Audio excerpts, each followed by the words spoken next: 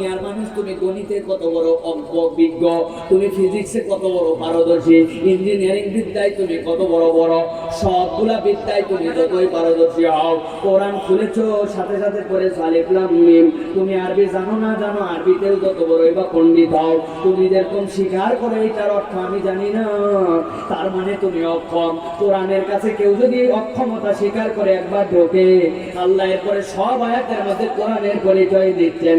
অক্ষম বান্দা কোরআনে ঢুকেছে, কোরআন কি শুন, যালিকাল কিতাব লা রাইবা ফি, সেই কোরআনে ঢুকছি সেখান থেকে এমন হিদায়াত পাবি যার মধ্যে কোনো সন্দেহ নাই। ইয়াসিন, তুই অক্ষম হয়ে ঢুকছিস, জেনে রাখ কোরআন কি, ওয়াল কোরআনিল হাকিম, কোরআন হচ্ছে বিজ্ঞানময়। হামিম মানে কি জানিস না বান্দা, যতই পণ্ডিত ও সক্ষম হয়ে ঢুকছিস। এখন আমি আল্লাহ বললাম তানজিলুল কিতাব, এইটা আল্লাহর পক্ষ থেকে কিতাব, যেটা তোমার জন্য হিদায়াতের বার্তা। আমার আল্লাহ বুঝাইতে চান দুনিয়ার মানুষের সব যোগ্যতা কোরআনের কাছে অক্ষম, একবার যদি স্বীকার করে কেউ এটা ঢোকে, এই কোরআন তাকে জান্নাত পর্যন্ত পৌঁছায়া দিবে। এইটা করে একটা টার্ম। দ্বিতীয় আরেকটা জিনিস কোরআনে যেখানে আল্লাহ তাবারাকাল্লাযী সুবহানাল্লাযী এই সকল শব্দ দিয়ে আল্লাহ আয়াত শুরু করেছেন, আপনি মাথার মধ্যে নিশ্চিত জেনে ফেলবেন আল্লাহ এরপরে এমন কতগুলা কথা বলবেন, এমন কতগুলা বিষয় আল্লাহ বান্দাদেরকে জানাবেন, সাধারণ বান্দার আকলে ওই বিষয়টা ধরার মতো যোগ্যতা নাই। আল্লাহু আকবার। একটা উদাহরণ দিলে পরিষ্কার হয়ে যাবে। আল্লাহ রাব্বুল আলামিন কুরআনুল কারীমের বনী ইসরাঈলের মধ্যে বলতেছেন, সুবহানাল্লাযী আসরা বিআবদিহি লাইলাম মিনাল মাসজিদিল হারাম ইলাল মাসজিদিল আকসা। আমার আল্লাহ রাব্বুল আলামিন কি বললেন খেয়াল করেন তো, সুবহানাল্লাযী, বড়ত্ব কার?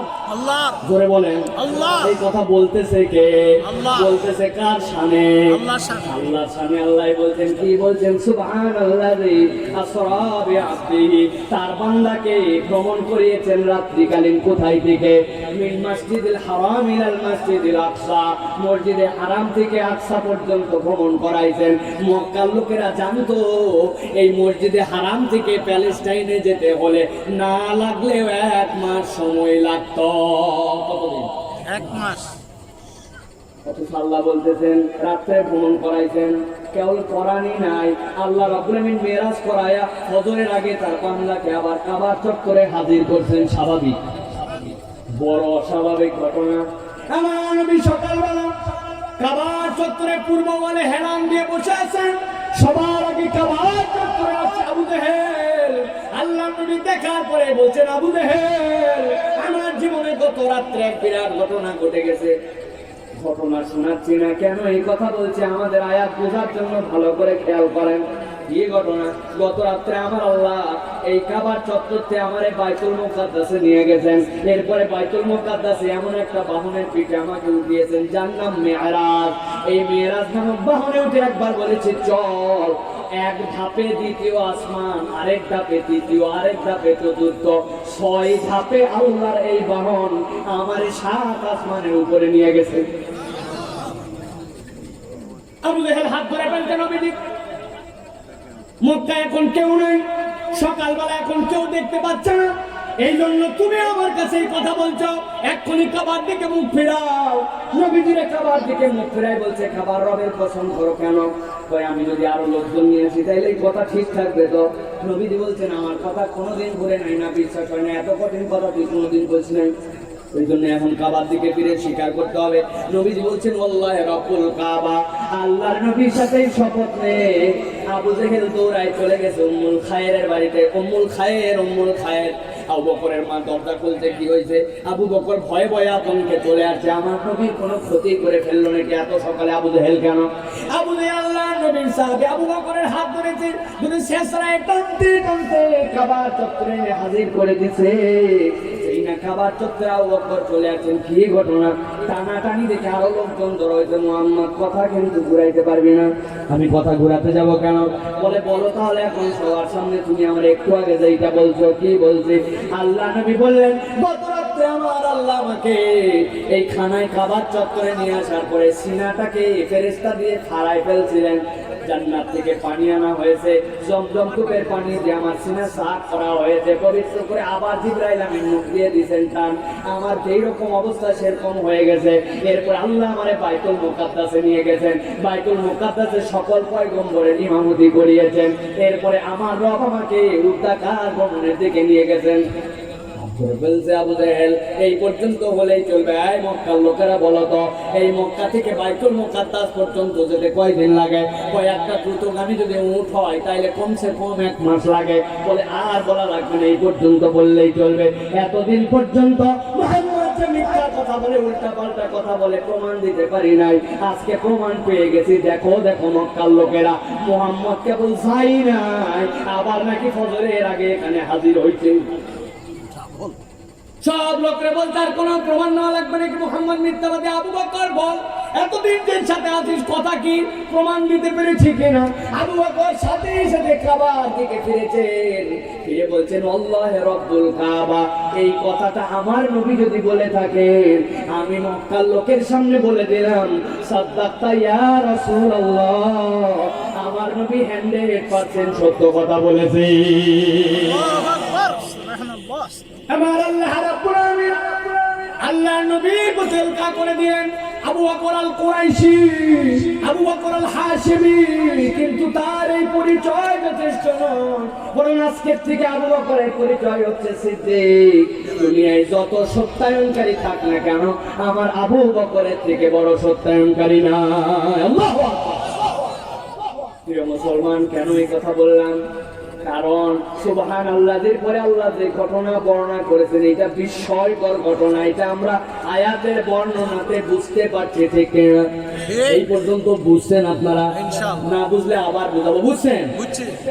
আমার আল্লাহ এখানে তাহলে কি বলছেন? দুইটা শব্দের কথা বলেছি, সুবহানাল্লাহি আর তাবারাকাল্লাহি। ওই সুবহানাল্লাহি তো বুঝলাম আল্লাহর নবীর মেরাজ, বড় বিস্ময়কর ঘটনা। কিন্তু এখানে কি এমন ঘটনা যেই জন্য আল্লাহ তাবারাকাল্লাহি ব্যবহার করলেন? আমার আল্লাহ বান্দাকে বোঝাচ্ছেন, বান্দা বোঝার চেষ্টা কর। তাবারাকাল্লাহি নাযালাল ফুরকানা আলা আবদিহি লিয়াকুনা লিল আলামিন নাযীরা। আমার আল্লাহ বলছেন, ও বান্দা, তোর মাথায় আপাত দৃষ্টিতে দেখলে মনে হবে সহজ, কিন্তু এত সহজ বিষয় নয়। তাবারাকাল্লাহি, আমি আল্লাহ নিজেই নিজের পূর্ণাঙ্গতার, পবিত্রতার, মহানুভবতার ঘোষণা দিয়ে জানাচ্ছি। বাকি বিষয়গুলা বড় বিস্ময়কর রে বান্দা। বান্দা তোর মাথার মধ্যে একটু চিন্তা কর, আল্লাযী নাযালাল ফুরকান, যিনি এই কোরআনকে অবতীর্ণ করেছেন আলা আবদি, তার বান্দার উপরে। আল্লাহর দুনিয়াতে চলমান বিস্ময় যতগুলো আছে, এর থেকে বড় বিস্ময়কর কোনো ঘটনা নাই। কেমন করে বিস্ময়কর ঘটনা? আমার আল্লাহ নিজেই সেটা তাফসীর করতেছেন। আবার আমার আল্লাহ রাব্বুল আলামিন বলছেন, তাবারাকাল্লাযী নাযালাল ফুরকান আলা আবদিহি, আমি আল্লাহ যে গোলামের উপরে আমার কোরআন অবতীর্ণ করলাম, এই কোরআনের একটা আয়াতের ওয়েট তুই জানিস নাকি? আমাদের হুজুর একটু আগে বলে গেলেন, জান্নাতুল ফেরদাউসের থেকে কোরআনের একটা পাতার দাম বেশি। সুবহানাল্লাহ। কেমন করে এটা দামি, কেমন করে এটা বিশাল, জানো নাকি? আল্লাহ বলেন, লাউ আনজালনা হাযাল কুরআন আলা জাবালিন লারাআইতাহু খাশিআন মুতাসাদ্দিআ। ও দুনিয়ার মানুষ, ওই যে হিমালয় পাহাড় চেনো নাকি? নাম শুনেছো নাকি? কেউ কেরাটানের নাম শুনেছো নাকি? ওই যে জাবালে রহমতের নাম শুনেছে নাকি? ওই যে উহুদের পাহাড় যে এরকম বিস্ময়কর ভাবে দাঁড়ায় আছে, চিনেছো নাকি? আমি আল্লাহ ওই পাহাড়ের স্রষ্টা হিসাবে বলছি, আমি যদি একটা আয়াতকে এরকম একটা পাহাড়ের উপরে নাজিল করতাম, ওই হিমালয়ের পাহাড় কাঁপতে কাঁপতে ধ্বংস হয়ে যেত। আল্লাহর কোরআনের একটা আয়াত পড়তে পারতো না। কেন আল্লাহ বলছেন তাবারাকাল্লাযী? তাহলে খেয়াল করেন, দ্বিতীয় জিজ্ঞাসা, আল্লাহর কাছে এত উদাহরণ থাকতে রব্বুল আলামিন কেন পাহাড়ের উদাহরণ দিলেন? এটা দ্বিতীয় জিজ্ঞাসা। আল্লাহ সেটারও তাফসীর করছেন নিজে। আমি খুব আনন্দিত হয়েছি আপনাদের এখানে এসে। মধ্যে দিয়ে দেখেন খুঁটিগুলো আছে, আপনাদের এলাকার পাশের রং যে লাল, এইটা আমার অন্য কোথাও দেখতে পাইনি এর আগে। আপনাদের পাশ লাল, তাই না ভাই? তাই বলবেন হুজুর আপনার মাথা ঠিক নাই, ওয়াজ করতে করতে মাথা গরম হয়ে গেছে, আমাদের বাঁশ লাল না, এর উপরে কাপড় মেশাইছে, ঠিক কিনা? আমি দ্বিতীয় অবাক হয়েছি, কাপড় তো পেঁচাইছে, কিন্তু আপনাদের এলাকায় বাঁশ আর কাপড়ের মধ্যে এত মহব্বত করে পেঁচাই দিছে, অটোমেটিক খাইকে গেছে। তাই না? বলে হুজুর আপনার মাথা আর একটু ঠান্ডা করেন। এই বাঁশের মধ্যে কাপড় পেঁচানোর সময় এত বড় বড় জলই ছিল, কাঁটা ছিল, ওইগুলা দিয়ে গেড়ে গেড়ে পুঁতে পুঁতে দিয়েছে, ঠিক কিনা? এখন দেখেন তো কাঁটা আছে কিনা আপনার ডান পাশে বাম পাশে। এখন কেউ যদি আসে বলে কাঁটা আছে, কোথায় কাঁটা? শুধু মাথায় ঢুকাছে, ভিতরে কিছু নাই। আপনি বলবেন তোর সাথে কোনো কথা নাই, ঠিক কিনা? ভিতরে কি আছে না আছে কাঁটা মারলে আমরা জানতে পারি। আমার আল্লাহ বললেন তাবারাকাল্লাযী নাযালাল ফুরকান আলা আবদিহি, আমার বান্দার উপর বিস্ময় কর। কেন বিস্ময় কর? যদি আমি এই কোরআনকে পাহাড়ে অবতীর্ণ করতাম, লোড দিতে পারতাম না। আমি আল্লাহ ডেজার্টের কথা বললাম না, সমুদ্রের কথা বললাম না, বনের কথা বললাম না, কেন পাহাড়ের কথা বললাম জানিস নাকি? ওয়াল জিবালা আওতাদা। রিসেন্ট আমলে বিজ্ঞানীরা আবিষ্কার করে দেখেছে, একটা পাহাড় উপর দিকে যতখানি উঁচু, আল্লাহ প্রত্যেকটা পাহাড়কে পেরেকের সদৃশ করে রেখেছেন। ওই পাহাড়ের গাঠনিক রূপে উপরে যতখানি, আমার আল্লাহ জমিনের ভিতরেও ততখানি গেড়ে রেখেছেন। সুবহানাল্লাহ। সেই পাহাড় অত উঁচু, হিমালয় ওর নিচে অতখানি গাড়া। আল্লাহ বলছেন তুই কি তাও অবাক হলি না বান্দা? ওই পাহাড়ে কোরআনের একটা আয়াত নিতে পারতো না, আর আমার হাবিবের প্রতি এই পুরা কোরআন অবতীর্ণ করলাম। আমার হাবিব একটু নড়েন নাই, চড়েন নাই, এর থেকে বড় বিস্ময় করার কিছুই হতে পারে না। আল্লাহ এবার বলছেন কেন এই কোরআন দিলাম, কেন এই রসুলের প্রতি কোরআন আসলো জানো নাকি? সেটাও একটা বিস্ময়কর। কেমন করে? লিয়াকুনা লিল আলামিনা নাযীরা। দুনিয়ার যত জগৎ আছে, যত কার্যক্রম আছে, সব কার্যক্রমের জন্য এই কোরআনকে আমি এমন একটা নিয়ামত করেছি, কিয়ামত পর্যন্ত দ্বিতীয় কোনো সতর্ককারী রাখবে না। এই কোরআনের ভিতরে যা দিয়েছে, ওইটার কাছে ফেরত আসলে বান্দা তার মুক্তির রাস্তা পেয়ে যাবে। সুবহানাল্লাহ। নতুন করে আমাদেরকে একটা বিদ্যা শিখাইছে, আপনারা জানেন কি না? এই ইস্টে নতুন করে আমাদেরকে বলছে নতুন করে পড়তে হবে এই ইস্টে হ্যান্ড ওয়াশ। বুঝলেন? হ্যান্ড ওয়াশ মানে কি? হাত ধোয়া। কেন? করোনা থেকে আমরা বাঁচতে চাই, বাঁচার জন্য হাত ধোয়ার বিকল্প নাই। হাত লাগাইছে, ধোয়া শিখাইছে 6 ধরন, 6টা স্টেপে হাত ধোয়া লাগবে, এরকম করা লাগবে, এরকম করা লাগবে, এরকম এরকম এরকম এরকম, ঠিক কিনা?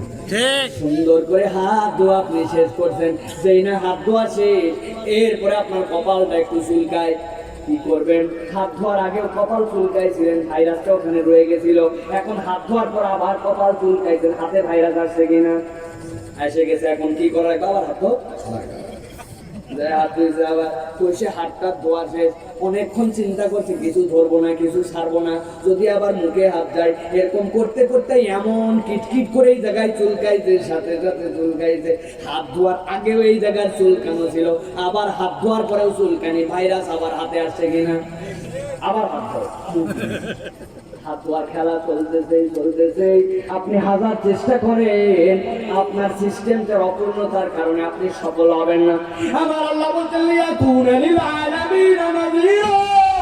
ও বান্দা, আমি আমার রাসূলকে যে বিধান দিলাম, আমার নবীর মধ্যে এমন ভাবে তার জন্য সতর্ক বার্তা দিলাম, আমিও একটু ধুতে শিখালাম, কিন্তু একটু ভিন্ন ভাবে। আগে কবজি 2টা ধুয়ে নাও এ পর্যন্ত, এরপরে মুখটা ধোও, এরপরে 2 হাত ধোও, এরপরে 2 পা ধোও, এরপরে মাথাটা মাসাজ করে নাও। তোমাদের শিখানোয় অপূর্ণাঙ্গতা আছে, আমার নবী আর কোরআনের শিক্ষার মধ্যে পূর্ণাঙ্গতা আছে। আপনারা দেখবেন ফেনীতে যায়, মহিপালে যায়, কিছু মানুষ মাথার মধ্যে মশারির কাপড় পরে ঘুরতেছে। মশারি পরছিস কেন? করোনার সময় ভাইরাস ঠেকাচ্ছি। আমার কথা হচ্ছে ভালো কথা, ভাইরাস ঠেকান মশারির কাপড় দিয়ে, আমাদের কোনো আপত্তি নাই। কিন্তু যারা এখন মাথায় মশারির কাপড় দিয়ে ভাইরাস ঠেকাচ্ছে, এইরকমই কতগুলা মানুষজন তাদেরকে দেখে বলতেছে বাহ, দারুণ দারুণ, তুমি ভালো পদক্ষেপ নিয়েছো। কিন্তু ওই রকমই দলখানায় একচোখা কতগুলা লোক আছে, ওর থেকে অনেক ভালো কাপড় পরে আমি টুপি পরি, আল্লাহ নবীর সুন্নত হিসাবে মাথায় দেই। ও মশারি পরলে কিছু বলে না, কিন্তু ওরা এতকাল টুপিওয়ালার দেখে টিটকারি দিছিল কেন? মুখের মধ্যে এখন মাস্ক লাগাইছে 3টা, প্রথমে দিয়েছে সার্জিক্যাল, এরপরে N95, তারপরে আরেকটা আছে কিনা? এতগুলা মাছ লাগাই উনি ঘুরে কোথায় যাচ্ছেন বুবু? কই হাসপাতালে। কেন? বাচ্চার ইঞ্জেকশন দেওয়ার জন্য। কই হাসপাতাল ভয়ঙ্কর জায়গা, এখানে খালি মাছ লাগাই গেলে হবে না, তুমি যদি এখানে যাও কমসে কম PPE পরে যাও। কি পরে? ওইটা কি জিনিস? কই দেখো না, উপর দিয়ে একজনের কাপড় পরতে হয়, ওইটা আসার পরে ফেলে দিবা। কত দাম? কই নিম্নে 500 থেকে শুরু, উপরে 5000 পর্যন্ত আছে। কই এক টিকার জন্য এত টাকা আমি কোথায় পাবো, আর কোথায় এটা কিনতে যাবো? কই বুবু তারপরে তোর একটা সহজ বুদ্ধি দেয়। কি বুদ্ধি? কই তোর বাড়িতে কেউ বাইক চালায়, মোটরসাইকেল ওয়ালা আছে নাকি? আছে, মানে 2-3 জন বাইক চালায়। যাদের বাড়িতে বাইক চালায় খবর নিয়ে দেখবি প্রত্যেকের বাড়িতে রেনকোট আছে, আছে না? কই তুই অন্তত চিন্তা করিস না, আপাতত পিপি না করলেও রেনকোট পরে যা, আসার পর ওইটা ধুয়ে দিস। এখন মহিলা মাথায় দিছে মশারি, মুখের মধ্যে দিছে মাস্ক, গায়ের মধ্যে দিছে রেনকোট, যাচ্ছে হাসপাতালে। আমরা বলি কোনো সমস্যা নাই, আপনি বাঁচার চেষ্টা করেন, আপনি রোগ জীবাণু না নিয়ে আসেন ঘরে, এটা খুব ভালো। কিন্তু আমাদের জিজ্ঞাসা, এখন উনি রেনকোট পরে, মাথার মধ্যে মশারি পরে, মুখ ঢাকায় এখন মাস্ক নিয়ে যায়। আরে কেউ ব্যাকডেটেড বলে না, কেউ পিস করে না, কিন্তু আমার আল্লাহ তার নবীর মাধ্যমে বিধান দিলেন মহিলাকে বাহিরে বের হলে বোরকা পরা লাগবে, মুখের মধ্যে মাস্ক দেওয়া লাগবে, মুখের মধ্যে হিজাব করা লাগবে। তাহলে বোরখাওয়ালি আর ওই মুখের মধ্যে যারা হিজাব করে তাদেরকে নিয়ে তোমরা টিটকারি মারো কে? তার মানে বোঝা যায় তোমরা হালে এসে আধুনিক হচ্ছ, আর আমার আল্লাহ আমাদেরকে বহু আগে আধুনিক বানাইছে, ঠিক কিনা?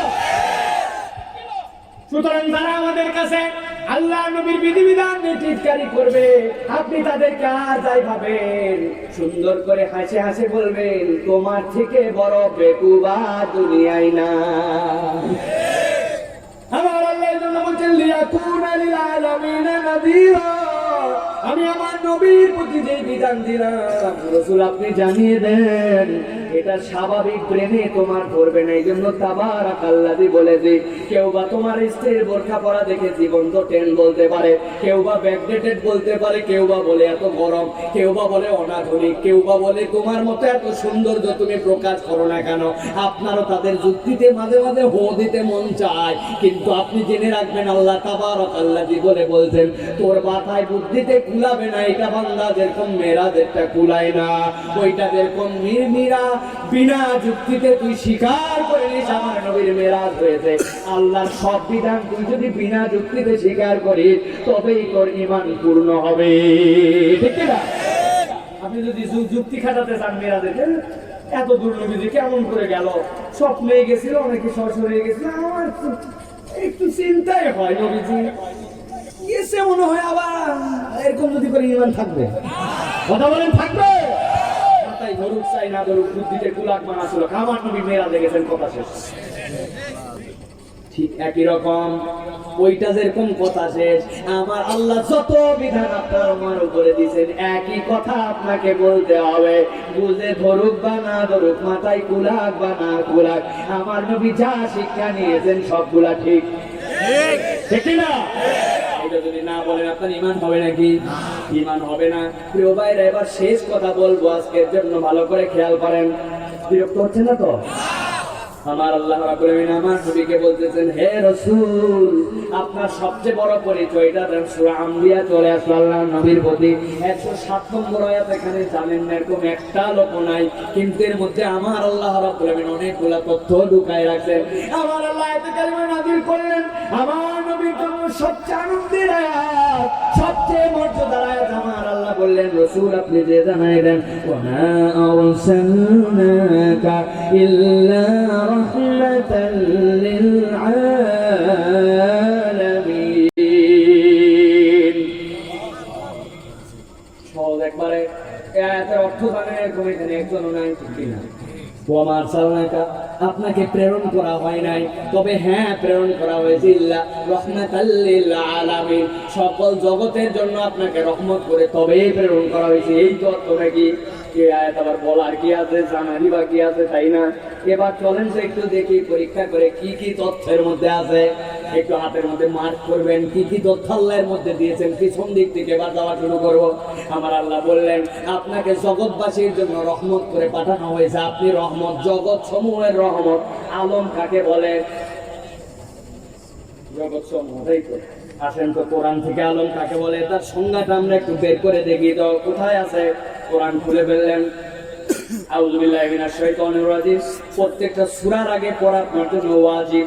পড়ে ফেলছেন, এবার বিসমিল্লাহ বলে কোরআন যেই না আপনি খুলেছেন, খোলার সাথে সাথে আপনি কোরআন পড়তে শুরু করেছেন। আলহামদুলিল্লাহি রাব্বিল আলামিন।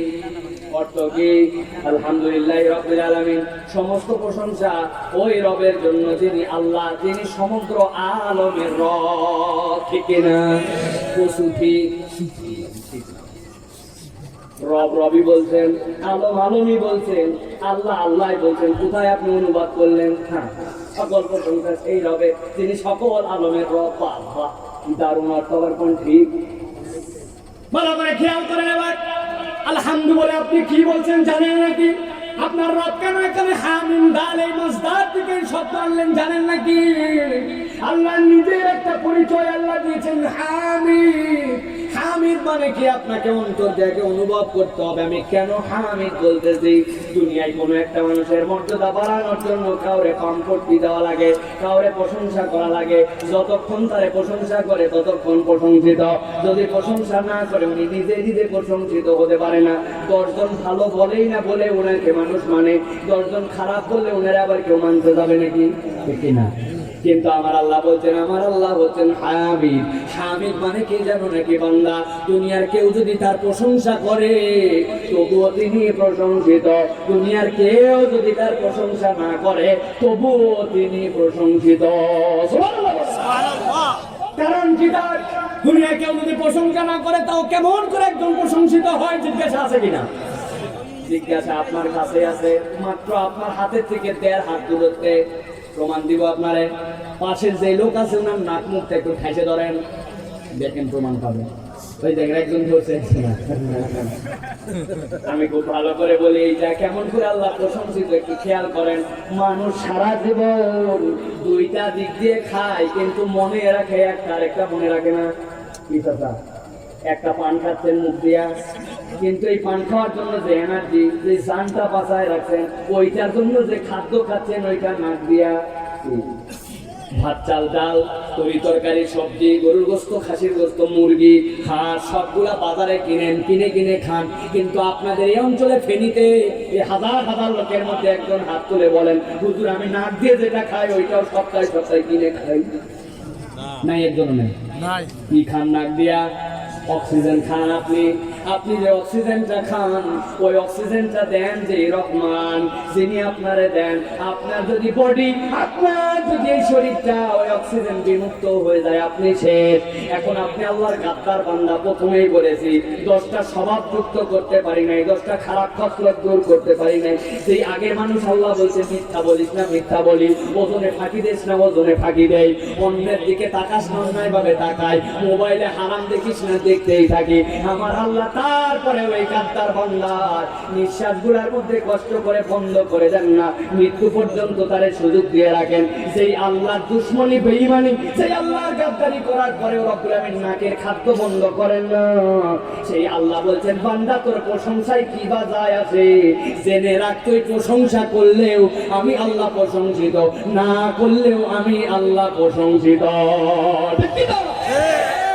খান্দের মধ্যে 2টা দিক আছে। কি আছে? কয়টা? 2টা। বলেন কয়টা? একটা আছে এর মধ্যে কৃতজ্ঞতা, আরেকটা আছে এর মধ্যে আল্লাহর জন্য হাম বা শুকরিয়া। কৃতজ্ঞতা আপনার অন্তর থেকে আসবে, শুকরিয়াটা সবসময় কৃতজ্ঞতাকে ফুলফিল করে না। দুনিয়ায় আমি উদাহরণ দেই মাঝে মাঝে, কি সুন্দর একটা ইয়ামাহা এফজেড, ওই যে দাঁড়ায় আছে, আরে যেরকম কালার সেরকম দেখিস। এই যে আপনি বলছেন এইটা বলে ওইটার আপনি একটু শুকরিয়া করছেন, এই করাতে আপনার কি যায় আর কি আসে? ঠিক না? কিন্তু যায় আছে এতে কি ওর কিছু লাভ হয়েছে? আপনার কিছু লাভ হয়েছে? কিচ্ছু হয় নাই। আপনার ছোট বাচ্চা আছে একটা, ক্লাস 4 উঠছে কেবল, দূরে কোচিং এ যায় 1-1.5 মাইল দূরে, আবার মাঝে মাঝে স্কুল থেকে অন্য জায়গায় যায়, আরো হাঁটাহাঁটি করতে হয়, কষ্ট। বাচ্চাটার কষ্ট দেখে একটা সাইকেল আপনি নিয়ে আসছেন একদিন, কিনে এনে বলছেন আব্বা নিয়ে তোর সাইকেলটা দিলাম। ছেলে আনন্দে আত্মহারা, আরে আমার আব্বা আমারে সাইকেল এনে দিয়েছে, বলতেও পারে না, কিন্তু সাইকেলের দিকে তাকায় চোখ ছলছল হয়েছে। একবার বাপরে জড়ায় ধরে, একবার সাইকেলে জড়ায় ধরে। ওরে বলতে হয় না আব্বা ধন্যবাদ, সাইকেলটা খুব সুন্দর, কিছু বলা লাগে না, কিন্তু তার অন্তরের ফিলিংস অভিব্যক্তি আর মনের খুশিতে বুঝতে পারে এর মধ্যে কৃতজ্ঞতা আছে, ঠিক কি না? আরো বোঝা যায় ছোট্ট একটু প্রমাণ পাইলে, ওর একটা ছোট বোন আছে, ছোট্ট একটু কেবল 1, 2, 3 তে পড়ে, কাদা পানি নিয়ে নিচে খেলতেছিল, 2 হাত ভর্তি কাদা, মাটি দিয়ে বেলনা বানাইছে, মাটি দিয়ে রুটি বানাইছে, মাটি দিয়ে হাড়ি বানাইছে, 2 হাত ভর্তি কাদা। দেখছে বাপ ভাইয়ের জন্য সাইকেল নিয়ে আসছে, সহ্য করতে পারে নাই, দৌড়াই চলে আসবে। আসার পরে খুশির খেলায় সাইকেলের গায়ে মাঠঘাটে হাতে বলছে ভাইরা তোর সাইকেল। ব্যাকুল কোথাকার, নতুন সাইকেলের মধ্যে কাদা লাগাইছে। নিজের নতুন জামা দিয়ে সাইকেলের মাঠঘাট মুখ, তার মানে বোঝা যায় তার মধ্যে কৃতজ্ঞতা কোন জায়গায়। আমার আল্লাহ বলছেন বান্দা খেয়াল করে দেখ, এমন একজন রবের জন্য তুই শুরু করলি আলহামদুলিল্লাহি রাব্বিল আলামিন।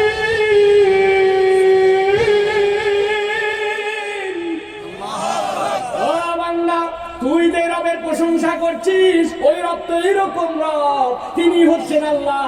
আর রবের পরিচয় এর করে দিচ্ছেন, জানিস নাকি রব কারে বলে? যিনি দুনিয়ায় কোন নজির ছাড়া, কোন রকম দুনিয়ার বুকে তার পূর্বের মিসাল ছাড়া কোনো কিছু সৃষ্টি করতে পারেন। কেবল সৃষ্টি করতে পারেন না, ধাপে ধাপে সেইটাকে বড় করতে পারেন, ধাপে ধাপে বড়ই করতে পারেন না। কোন রকম পরিশ্রম ছাড়া সেইটাকে তিনি তারবিয়াত, দেখভাল, খাদ্য দিতে পারেন, বাঁচায় রাখতে পারেন। যিনি এইটা করার ক্ষমতা রাখেন তিনি আল্লাহ, তিনি হচ্ছেন রব। সুবহানাল্লাহ। কতদূর পর্যন্ত তার পরিধি? আল্লাহ বলছেন তার পরিধিটা হচ্ছে আল আলামিন। যত জগৎ আছে সব জগৎ সমূহের জন্য তার এই কর্তৃত্ব। সুবহানাল্লাহ।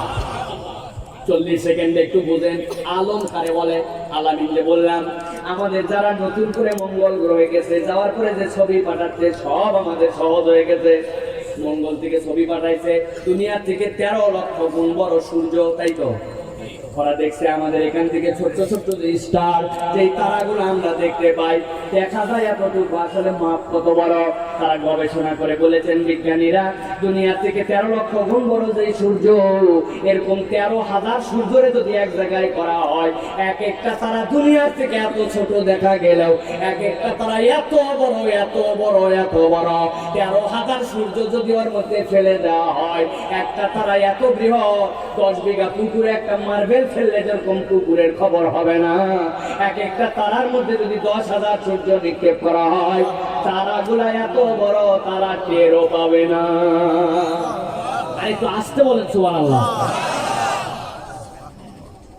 বিজ্ঞানীরা বলছেন ওই তারাগুলোর দিকে আমরা নজর করে আসি, প্রত্যেকটা তারাও তার কক্ষপথে চলে, এত বৃহৎ, কিন্তু তারেও নিজের কক্ষপথে চলতে হয়।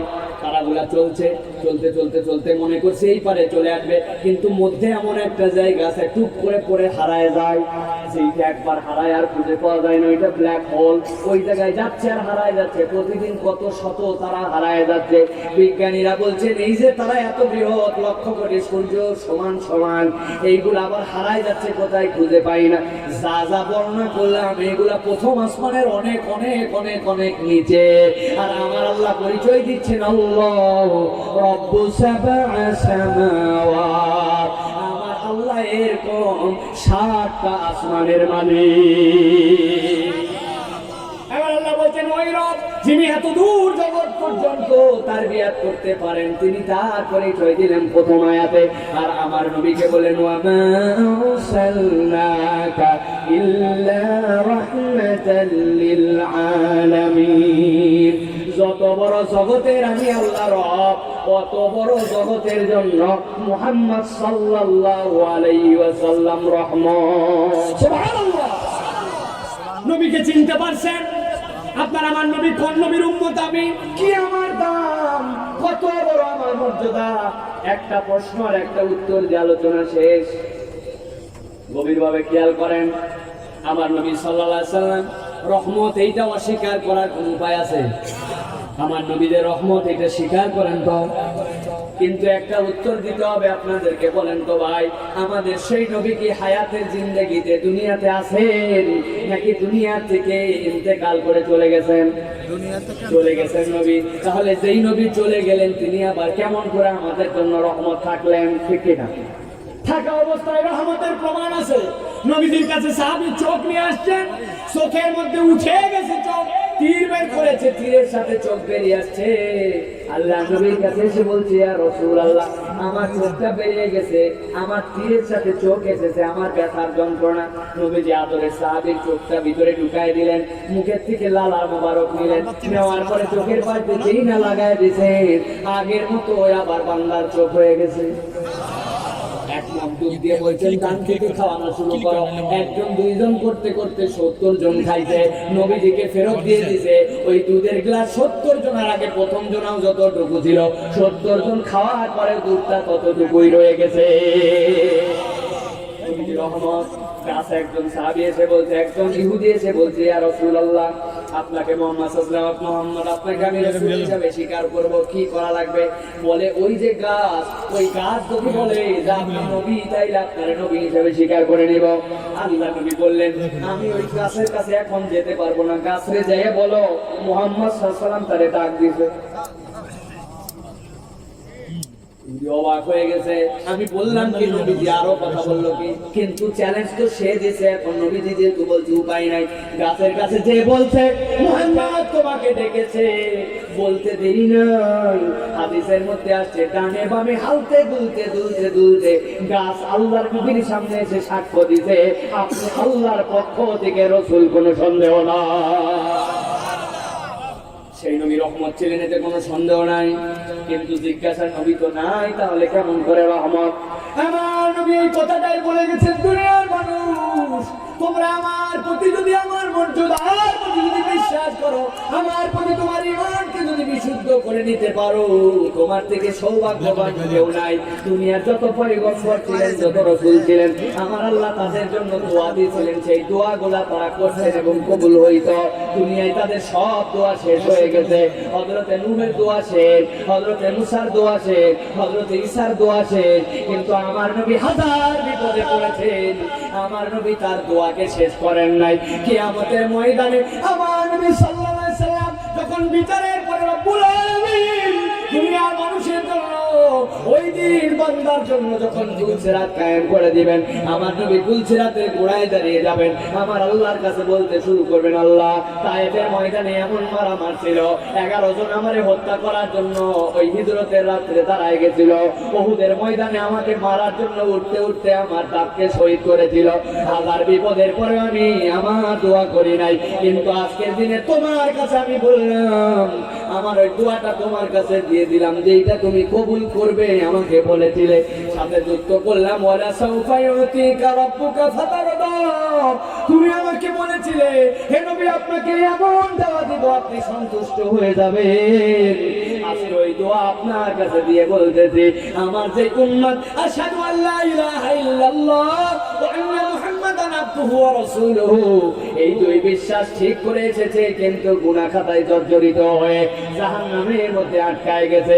আমি আপনার কাছে এই কবুলকৃত দোয়া যেটা ফিরাবেন না বলেছেন, ওই দোয়ায় বললাম, আমার একটা উম্মত যদি জাহান্নামে থাকে, আমি মুহাম্মাদুর রাসূলুল্লাহ জান্নাতে যাব না।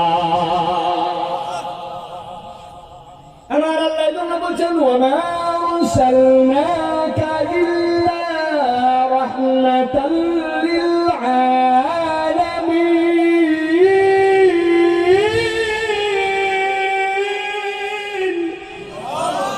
দুনিয়ার মানুষ তোমার নবীকে চিনে না, তোমার নবী নাই তাই ভাবতেছো কি, কিন্তু জেনে রাখো ওই সময়ের মানুষরা নবীরে পাইছে, আর যারা নবীরে পায় নাই ওই হাসরের ময়দানে উম্মত তার নবীকে পেয়ে যাবে।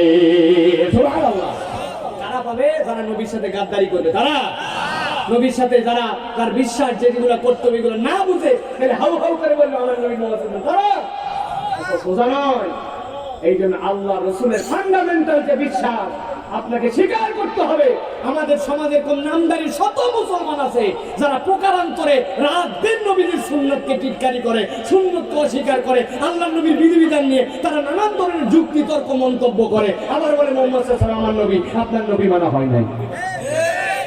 এই জন্য প্রিয় ভাইরা, আসেন আমরা আমাদের বুঝকে পরিষ্কার করে আমার নবীর প্রতি স্বীকৃতি দিয়ে থাকি, এর উপরে কবরে যাই, ইনশাআল্লাহ আল্লাহ একটা মুক্তির রাস্তা বের করে দিবেন। বলেন আল্লাহুম্মা আমিন। এখন আমাদের আলোচনা শেষ আলহামদুলিল্লাহ। তবে তার আগে আপনাদের কাছে একটু অনুরোধ দিব, একজন উঠবেন না, আমি 1-2 মিনিট আপনাদের কাছে চাবো। এতক্ষণ বসেছিলেন,